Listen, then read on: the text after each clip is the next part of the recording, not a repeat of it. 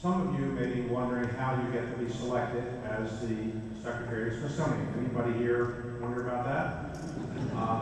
Some of you may be saying 25 years from now or so, maybe I would like to be the Secretary of Smithsonian. How does he get selected? Well, I can't tell you exactly what will happen in 25 years or so, and Lonnie is probably finished in 25 years being selected. But let me tell you how we selected Lonnie. And I won't repeat what Steve said, and I should add that my successor is an extraordinarily well-qualified person to be the chair of the Smithsonian Board. Steve has been a terrific regent, and I really appreciate his willingness to step into this role and assume the position. It's a highly paid position, and Steve, we will look forward to this job, and there's no challenges or anything to it. But Steve, thank you for doing this. My hair was completely dark when I took that position. So what happened is we had a search committee, and I just want to make sure people know how this came about. We had a search committee.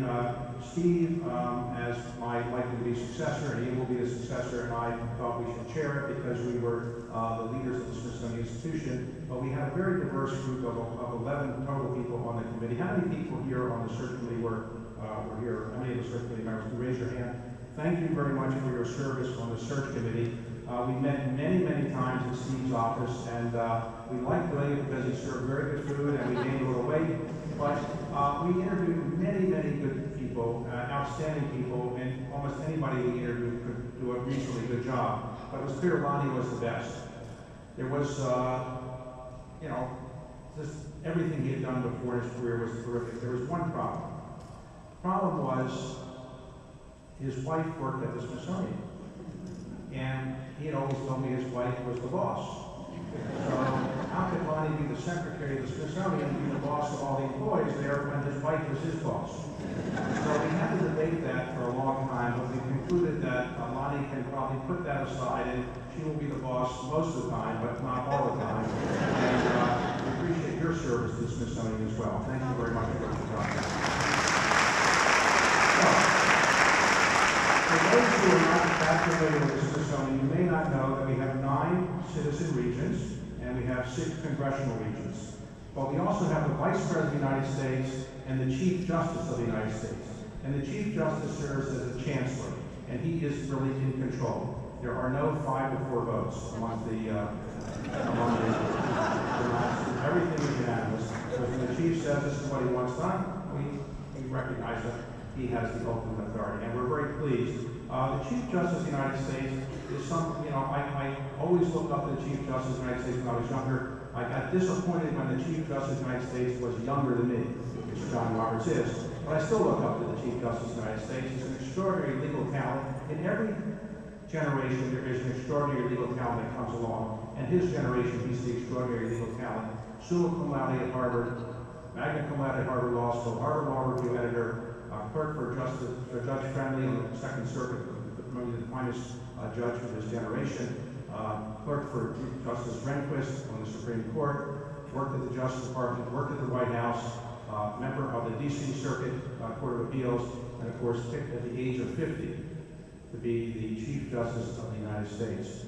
And in taking his responsibilities very seriously here, he comes to every single meeting he's supposed to, runs the meeting, and could not be a better Chancellor, and we're very privileged to have him serve as our Chancellor. And I'll just tell you one little story about the Chief that he and I talked about before. I did an interview of the Chief once in front of members of Congress, and I asked him, did you always want to be Chief Justice of the United States?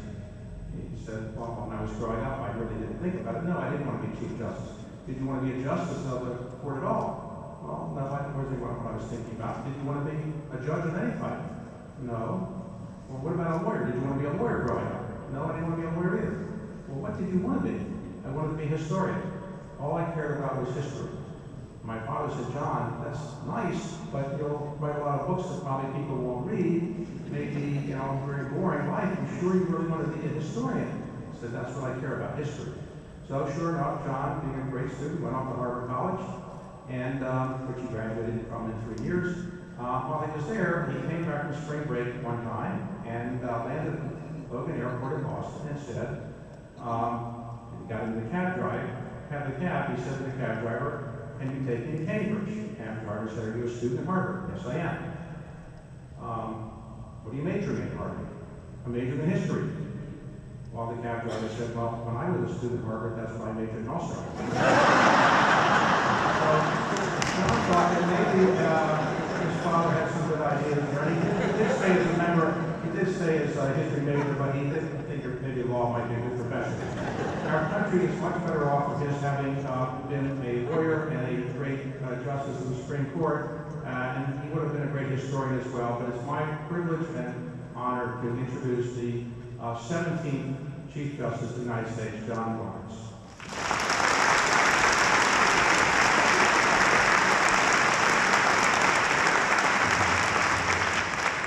Thank you very much. I think I would have been a good cat too. Lonnie Bunch, at the opening of the Museum of African American History and Culture, scheduled me to give brief remarks immediately after a musical performance by Stevie Wonder. Apparently this is going to be an ongoing tradition to appear after very moving musical presentations. Let me add my welcome to all the members of the Smithsonian community. It is an honor to be here with so many friends and distinguished guests on what really is a momentous occasion. The installation ceremony today is our formal recognition of the Smithsonian Institution's new secretary, an individual who has made the mission of the Smithsonian his calling and this institution his home. Lonnie Bunch has earned the title of Secretary of the Smithsonian Institution by rising through the ranks of historians and museum professionals, including 3 prior stints at the Smithsonian, first as an educational specialist at the National Air and Space Museum, then as curator at the National Museum of American History, and most recently, of course, as the founding director and driving force behind the creation of the National Museum of African American History and Culture. Lonnie has earned renown for his tireless work in creating that special place on the wall, a place with the high purpose of telling stories of the African American experience that all Americans need to know. Lonnie has grown accustomed to referring to the African American History and Culture Museum as simply the museum, an understandable habit, but one I know he is working to break, now that his direct responsibilities reach many museums in addition to that special place. And in that regard, it is important to recognize that Lonnie brings to the Secretary's office hands-on experience in the day-to-day work of employees throughout the Smithsonian, employees who are the foundation of that institution's success. Now, we all know that Lonnie has already done much to further the Smithsonian's mission for the increase and diffusion of knowledge. Today, he receives the reward for his tireless and successful hard work, a call from the Regents that he do more. By unanimous vote, we have placed our trust in Lonnie G. Bunch III to be the 14th Secretary of the Smithsonian Institution. Secretary Bunch, in formal recognition of the Board of Regents' confidence, I have the privilege of presenting you with a ceremonial key. Prior secretaries have held this key in turn, as each labored to make the Smithsonian greater still. I know the key will have special significance for you. I have heard the story of how, when you were first appointed to lead the creation of the new museum, you went to inspect your office space and found the door locked. Now, through the applied force of your New Jersey ingenuity and a borrowed crowbar, you managed to open that door. I am sure that you have relied on your determination and life experience to figuratively open many doors for yourself and others.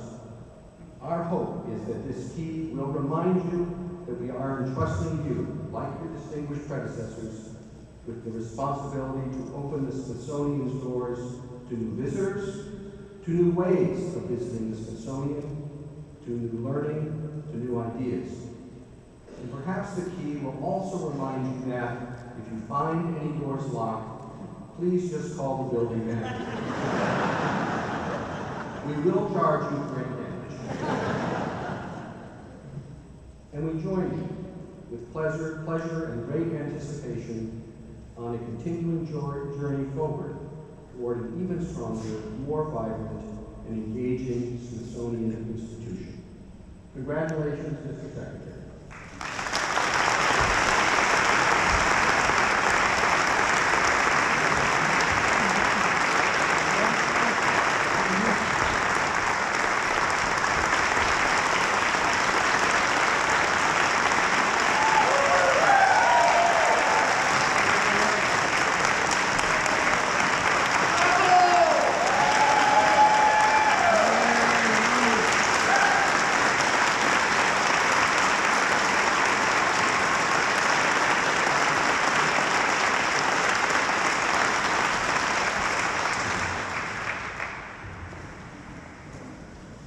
Man, it's a long way from Jersey. I just want to make sure you all know I'm not Ralph Bunch.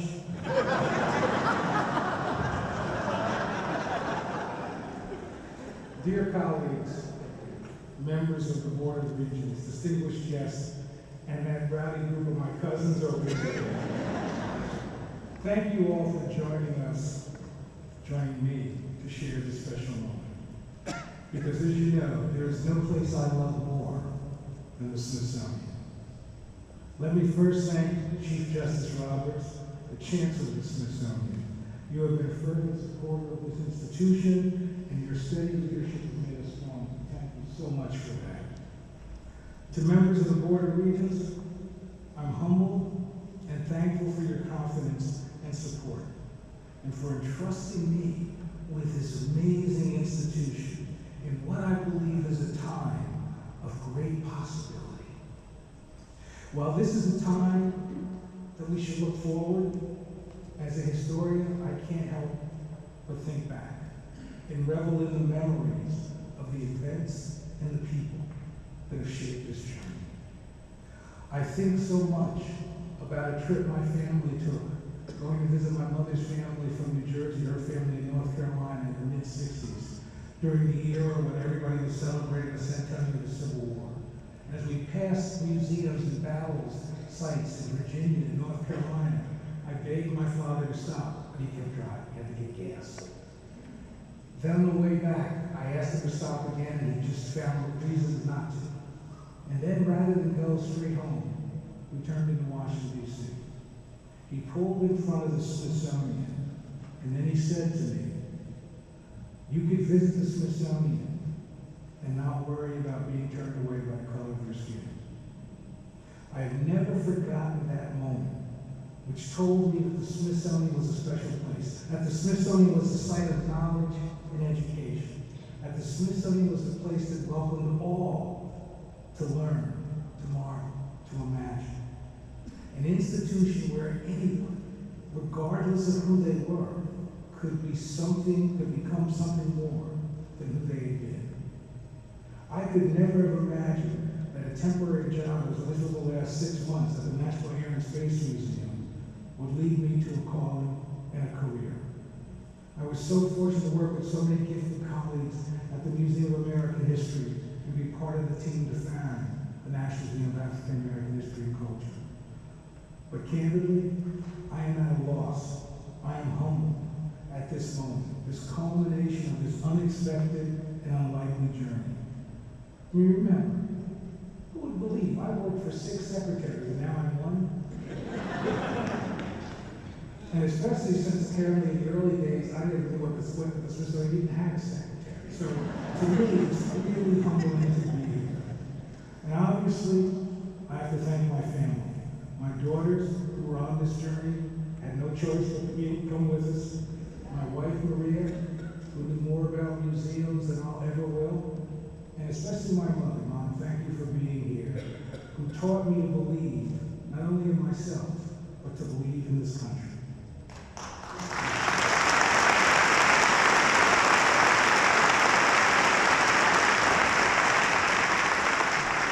I am at this moment because of the many amazing colleagues here at the institution who mentored me, who challenged me, who embraced me. I recognize that I'm standing on the shoulders of too many people whose names I can't mention.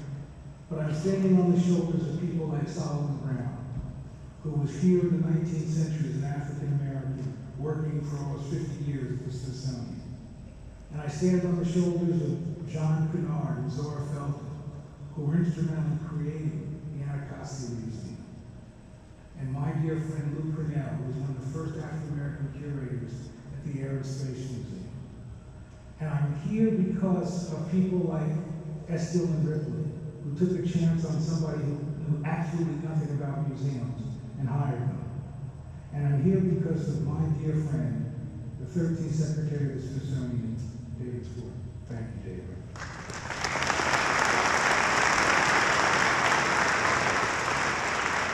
A long and proud history undergirds the Smithsonian. As a historian, I appreciate the weight of this legacy.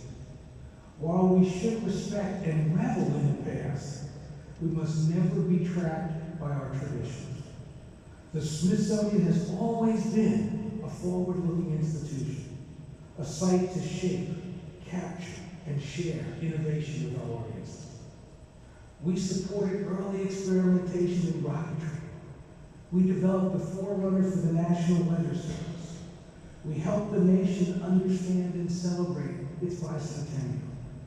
We worked to save coral reefs and recently captured the first ever image of a black hole. I am deeply proud of this legacy, but I'm even prouder about the work that's yet to come. I have always been moved and impressed by the productivity of my colleagues, from our world-class exhibitions and collections, from our pioneering environmental and scientific research, to our preservation of cultural heritage, and our innovative education and audience-driven initiatives. It is an impressive portfolio. But imagine our impact if we worked as one Smithsonian that allowed us to rise above our silos, to find common, collaborative ground that amplified our impact. I was struck during a recent visit to the Smithsonian Astrophysical Observatory in Cambridge.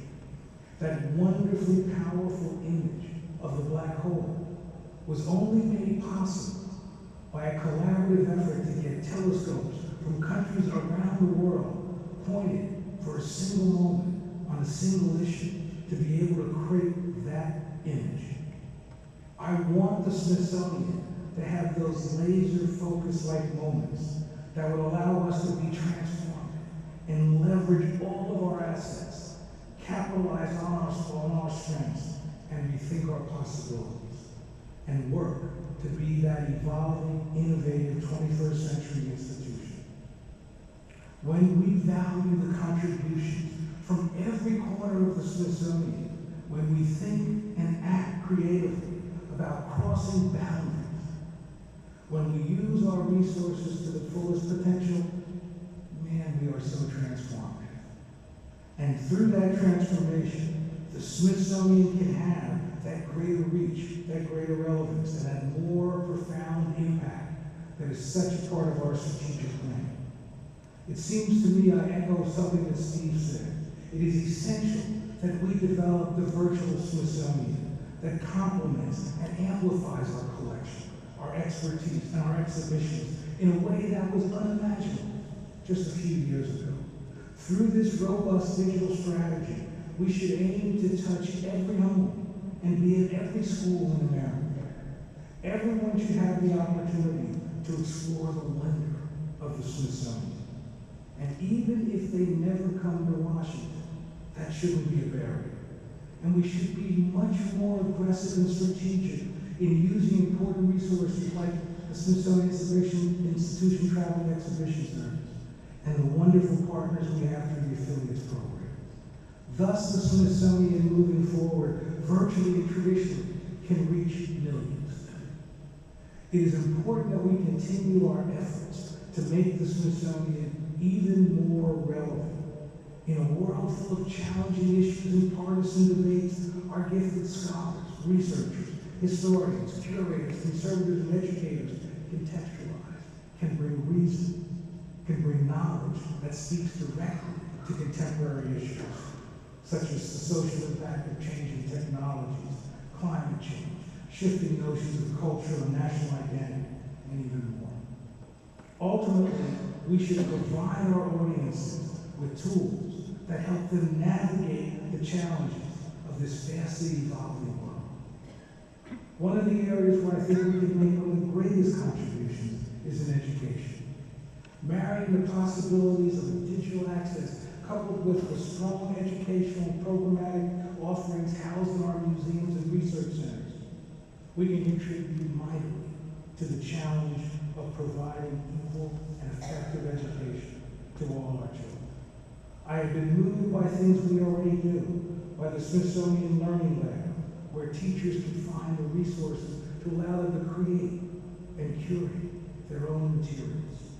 And I'm intrigued by the cultural collaboration with the District of Columbia Public Schools that will become a model, I hope, for museum-community partnership.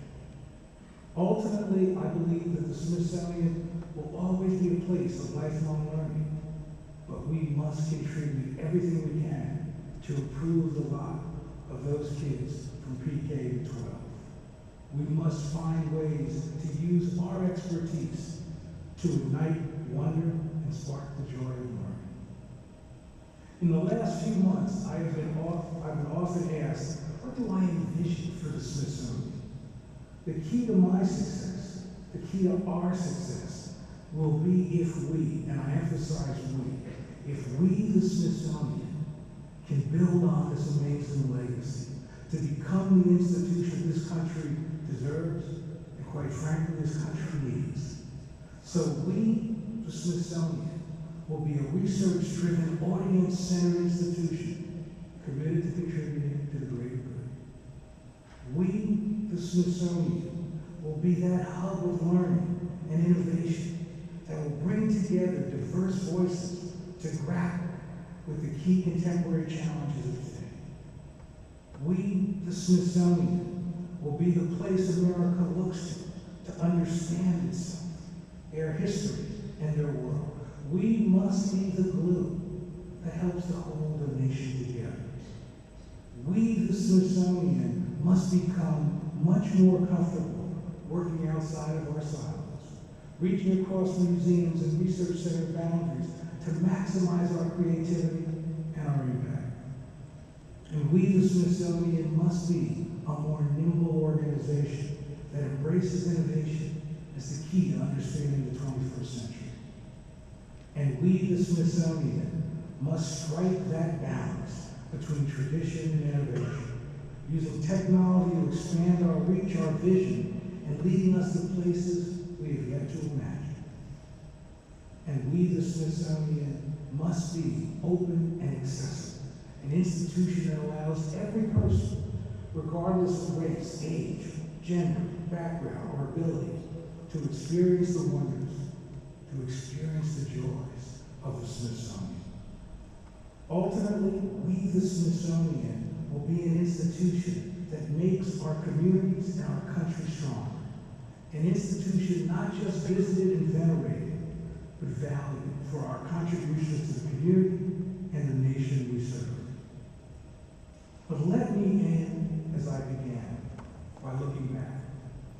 In 1862, the Smithsonian refused to let Frederick Douglass, the great abolitionist and Washingtonian, speak in the Smithsonian.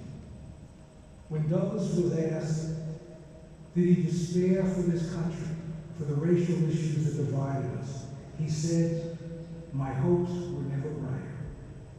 His optimism came from a belief in America, in their institutions, and most importantly, in their ability to change. So today, we're here speaking in a place as an African American where Frederick Douglass could not speak, but we are a different institution. We have made great changes and continue to do so. Nothing is impossible.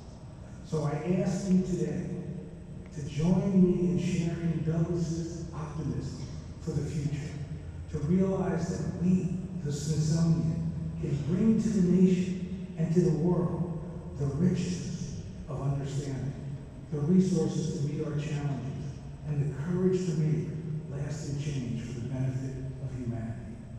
With your support, as Douglas wrote, my hopes are never brighter than they are now.